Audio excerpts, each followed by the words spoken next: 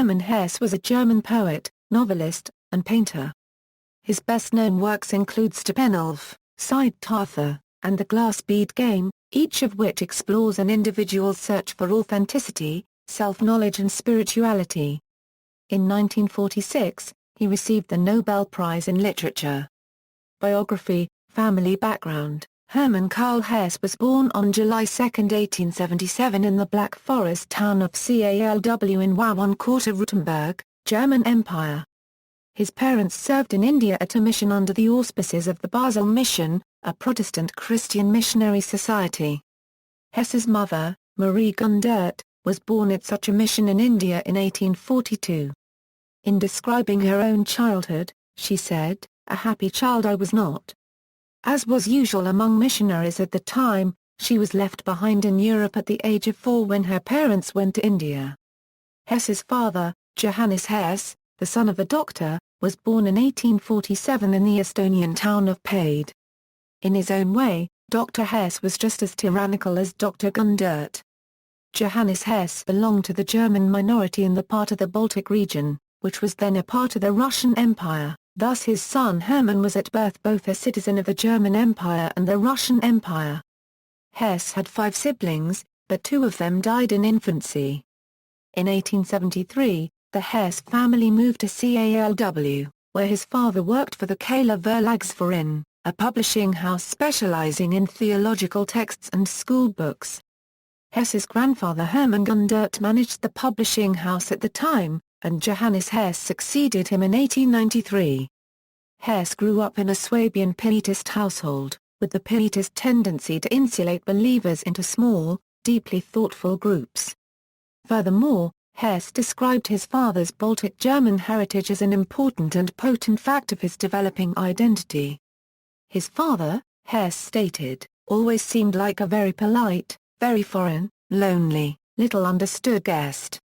His father's tales from Estonia instilled a contrasting sense of religion in young Hermann. It was an exceedingly cheerful, and, for all its Christianity, a merry world.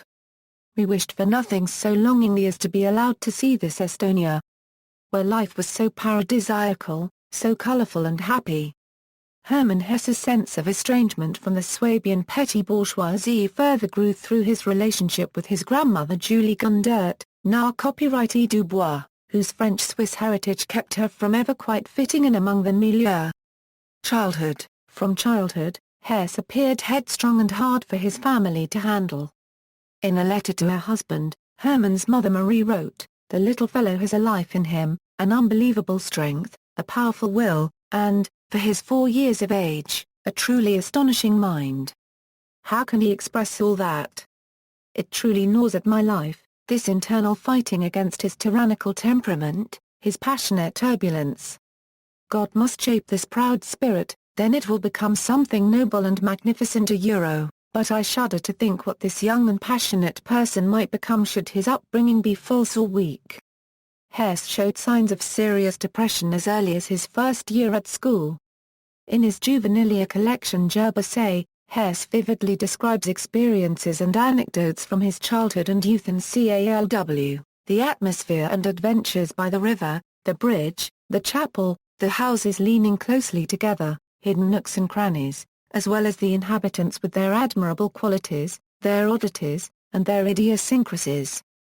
The fictional town of ʻhɛsə is pseudonymous for Calw, imitating the real name of the nearby town of Herse. It is derived from the German words ʻhɛbəə, meaning tanner, and ʻɔ, meaning meadow. Calw had a centuries-old leather-working industry, and during Hesse's childhood the tannery's influence on the town was still very much in evidence.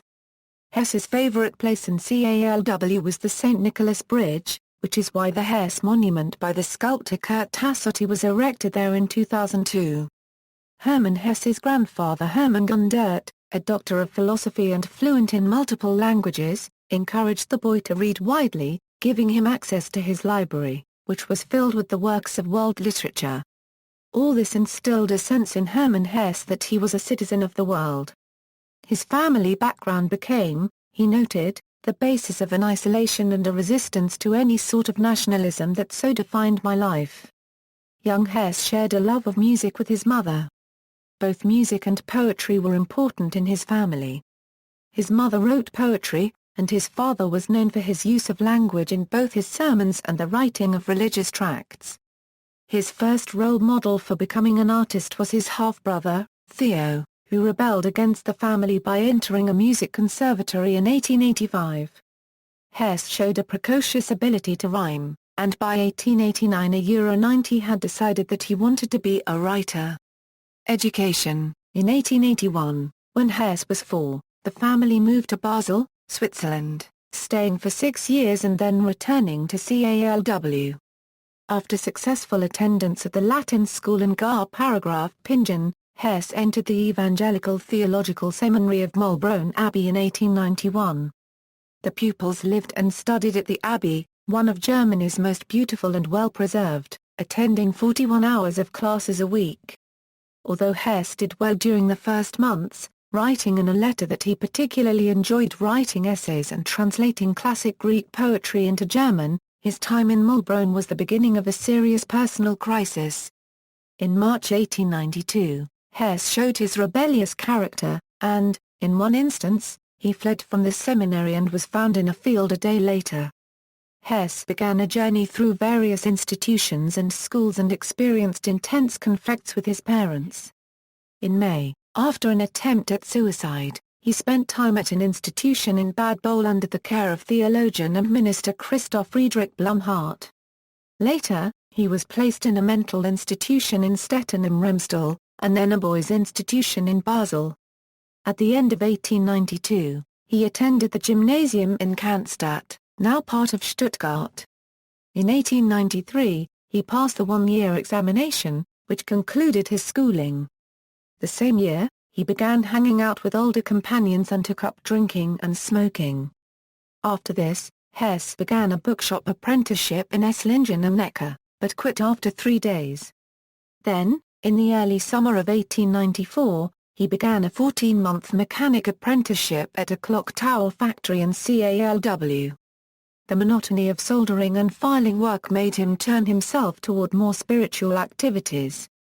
In October 1895, he was ready to begin wholeheartedly a new apprenticeship with a bookseller in ʻhɛ.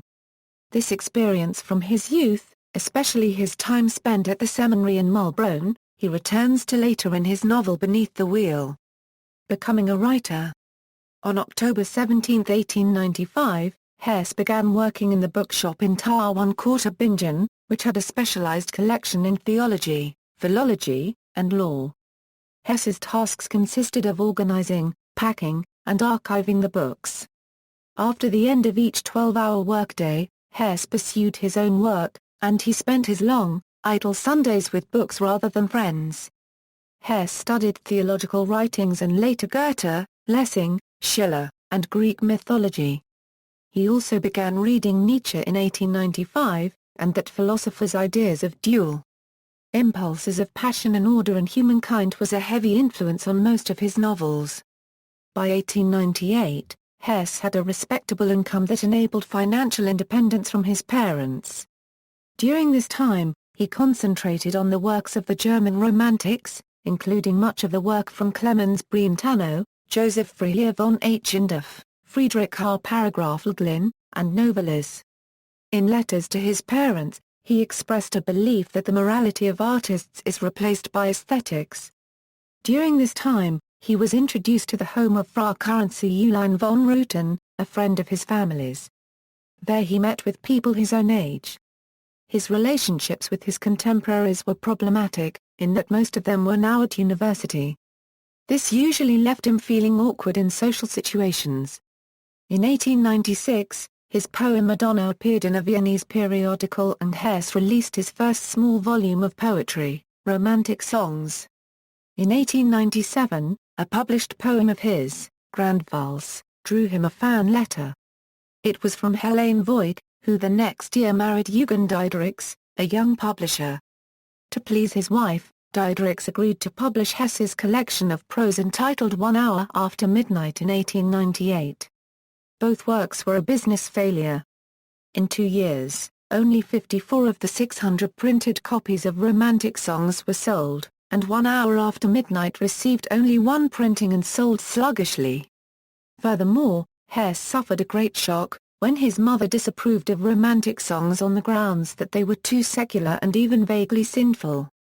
From late 1899, Hesse worked in a distinguished antique bookshop in Basel. Through family contacts, he stayed with the intellectual families of Basel. In this environment with rich stimuli for his pursuits, he further developed spiritually and artistically. At the same time, Basel offered the solitary Hesse many opportunities for withdrawal into a private life of artistic self-exploration, journeys and wanderings. In 1900, Hesse was exempted from compulsory military service due to an eye condition. This, along with nerve disorders and persistent headaches, affected him his entire life. In 1901, Hesse undertook to fulfill a long-held dream and traveled for the first time to Italy. In the same year, Hesse changed jobs and began working at the Antiquarium Wattenil in Basel. Hesse had more opportunities to release poems and small literary texts to journals. These publications now provided honorariums. His new bookstore agreed to publish his next work, Posthumous Writings and Poems of Hermann Hesse. In 1902, his mother died after a long and painful illness. He could not bring himself to attend her funeral, afraid that it would worsen his depression. Due to the good notices he received for Hesse, the publisher Samuel Fischer became interested in Hesse and, with the novel Peter Kamenzind, which appeared first as a pre-publication in 1903 and then as a regular printing by Fischer in 1904, came a breakthrough. From now on, Hesse could make a living as a writer. The novel became popular throughout Germany. Sigmund Freud praised Peter Kamenzind as one of his favorite readings. Between Lake Constance and India. With the literary fame, Hesse married Maria Bernoulli in 1904, settled down with her in ʻhɛ on Lake Constance, and began a family, eventually having 3 sons. In ʻhɛ, he wrote his second novel, Beneath the Wheel, which was published in 1906. In the following time, he composed primarily short stories and poems. His story The Wolf, written in 1906-07, was quite possibly a foreshadowing of Steppenwolf. His next novel, Gertrude, published in 1910, revealed a production crisis. He had to struggle through writing it, and he later would describe it as a miscarriage. ʻhɛ was the place where Hesse's interest in Buddhism was re-sparked. Following a letter to KAPFF in 1895 entitled Nirvana, Hesse had ceased alluding to Buddhist references in his work. In 1904, however, Arthur Schopenhauer and his philosophical ideas started receiving attention again, and Hesse discovered Theosophy. Schopenhauer and Theosophy renewed Hesse's interest in India. Although it was many years before the publication of Hesse's Siddhartha, this masterpiece was to be derived from these new influences. During this time, there also was increased dissonance between him and Maria, and in 1911 Hesse left for a long trip to Sri Lanka and Indonesia. He also visited Sumatra, Borneo, and Burma, but the physical experience was to depress him. Any spiritual or religious inspiration that he was looking for eluded him, but the journey made a strong impression on his literary work. Following Hesse's return, the family moved to Bern, but the change of environment could not solve the marriage problems, as he himself confessed in his novel Rossolda from 1914. During the First World War, at the outbreak of the First World War in 1914, Hesse registered himself as a volunteer with the Imperial Army, saying that he could not sit inactively by a warm fireplace while other young authors were dying on the front. He was found unfit for combat duty, but was assigned to service involving the care of prisoners of war. While most poets and authors of the war-participating countries quickly became embroiled in a tirade of mutual hate, Hesse, seemingly immune to the general war enthusiasm of the time, wrote an essay titled O Friends, Not These Tones, which was published in the Nazar 1/4 ʻhɛ, on November 3. In this essay he appealed to his fellow intellectuals not to fall for nationalistic madness and hatred. Calling for subdued voices and a recognition of Europe's common heritage, Hesse wrote that love is greater than hate, understanding greater than ire, peace nobler than war, This exactly is what this unholy world war should burn into our memories, more so than ever felt before. What followed from this, Hesse later indicated, was a great turning point in his life. For the first time, he found himself in the middle of a serious political conflict, attacked by the German press, the recipient of hate mail, and distanced from old friends. He did receive continued support from his friend Theodore Hughes, and the French writer Romain Rolland, who visited Hesse in August 1915.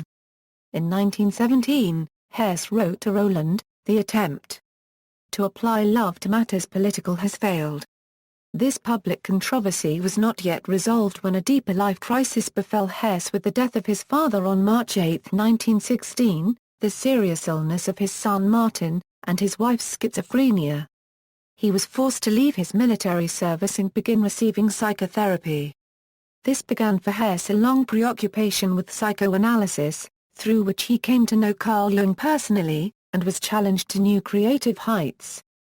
During a 3-week period in September and October 1917, Hesse penned his novel Demian, which would be published following the armistice in 1919 under the pseudonym Emile Sinclair. ʻhɛsə. By the time Hesse returned to civilian life in 1919, his marriage had shattered. His wife had a severe episode of psychosis, but, even after her recovery, Hesse saw no possible future with her. Their home in Bern was divided, their children were accommodated in pensions and by relatives, and Hesse resettled alone in the middle of April in Ticino. He occupied a small farmhouse near Minuzio, living from April 25 to May 11 in Siringo. On May 11, he moved to the town Montagnola and rented 4 small rooms in a castle-like building, the ʻhɛsə. Here, he explored his writing projects further. He began to paint, an activity reflected in his next major story, Klings's Last Summer, published in 1920. This new beginning in different surroundings brought him happiness, and Hesse later called his first year in Ticino the fullest, most prolific, most industrious and most passionate time of my life. In 1922, Hesse's novella Siddhartha appeared, which showed the love for Indian culture and Buddhist philosophy that had already developed earlier in his life. In 1924, Hesse married the singer Ruth Wenger, the daughter of the Swiss writer Lisa Wenger and aunt of copyright Rhett Oppenheim. This marriage never attained any stability, however. In 1923, Hesse received Swiss citizenship.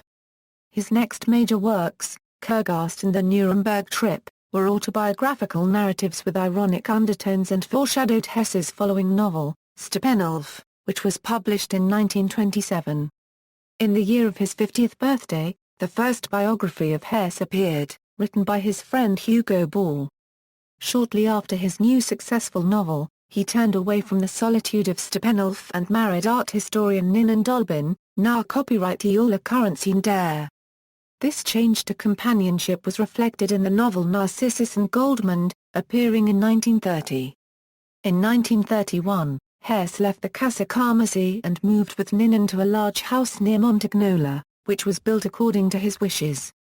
In 1931, Hesse began planning what would become his last major work, the Glass Bead Game. In 1932, as a preliminary study, he released the novella Journey to the East. The Glass Bead Game was printed in 1943 in Switzerland. He was awarded the Nobel Prize in Literature in 1946. Later life and death. Hesse observed the rise to power of Nazism in Germany with concern. In 1933, Bertolt Brecht and Thomas Mann made their travels into exile, each aided by Hesse. In this way, Hesse attempted to work against Hitler's suppression of art and literature that protested Nazi ideology. Hesse's third wife was Jewish, and he had publicly expressed his opposition to anti-Semitism long before then. Hesse was criticized for not condemning the Nazi Party, but his failure to criticize or support any political idea stemmed from his politics of detachment. At no time did he openly condemn, although his detestation of their politics is beyond question. From the end of the 1930s, German journals stopped publishing Hesse's work, and the Nazis eventually banned it. The Glass Bead Game was Hesse's last novel. During the last 20 years of his life, Hesse wrote many short stories and poems. Hesse also wrote ironic essays about his alienation from writing and spent much time pursuing his interest in watercolors. Hesse also occupied himself with the steady stream of letters he received as a result of the Nobel Prize, and as a new generation of German readers explored his work. In one essay, Hesse reflected wryly on his lifelong failure to acquire a talent for idleness and speculated that his average daily correspondence exceeded 150 pages. He died on August 9, 1962, aged 85, and was buried in the cemetery at San Abbondio in Montagnola, where Hugo Ball and the great conductor Bruno Walter are also buried. Influence. In his time, Hesse was a popular and influential author in the German-speaking world. Worldwide fame only came later.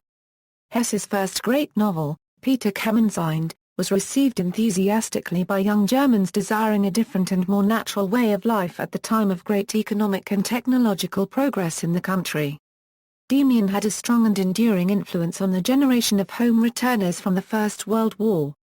Similarly, the Glass Bead Game, with its disciplined intellectual world of Castalia and the powers of mediation and humanity, captivated Germans longing for a new order amid the chaos of a broken nation following the loss in Second World War.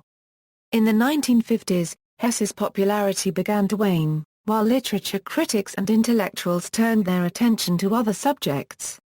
In 1965, the sales of Hesse's books by his publisher Suhrkamp reached an all-time low.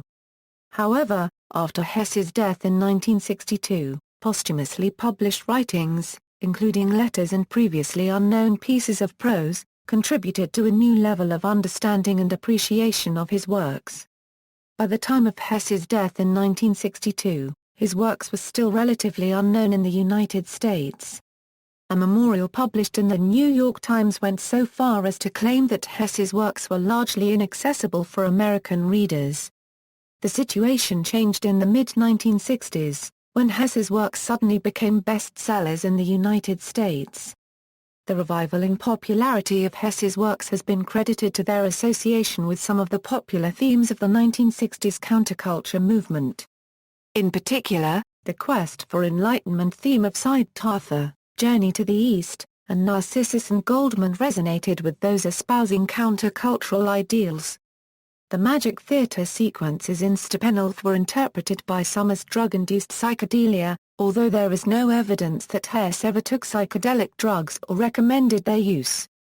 To a large part, the causes of the Hesse boom in the United States can be traced back to enthusiastic writings by two influential counterculture figures, Colin Wilson and Timothy Leary.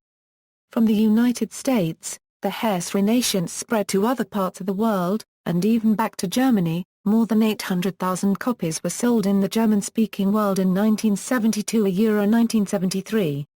In a space of just a few years, Hesse became the most widely read and translated European author of the 20th century. Hesse was especially popular among young readers, a tendency which continues today. There is a quote from Demian on the cover of Santana's 1970 album ʻhɛsə, revealing the source of the album's title. Hesse's Siddhartha is one of the most popular Western novels set in India. An authorized translation of Siddhartha was published in the Malayalam language in 1990, the language that surrounded Hesse's grandfather, Hermann Hesse, for most of his life. A Hermann Hesse Society of India has also been formed. It aims to bring out authentic translations of Siddhartha in all Indian languages and has already prepared the Sanskrit translation of Siddhartha. One enduring monument to Hesse's lasting popularity in the United States is the Magic Theater in San Francisco. Referring to the Magic Theater for madmen only in Steppenwolf, the Magic Theater was founded in 1967 to perform works by new playwrights. Founded by John Lyon, the Magic Theater has fulfilled that mission for many years, including the world premieres of many plays by Sam Shepard. There is also a theater in Chicago named after the novel, Steppenwolf Theater. Throughout Germany, many schools are named after him.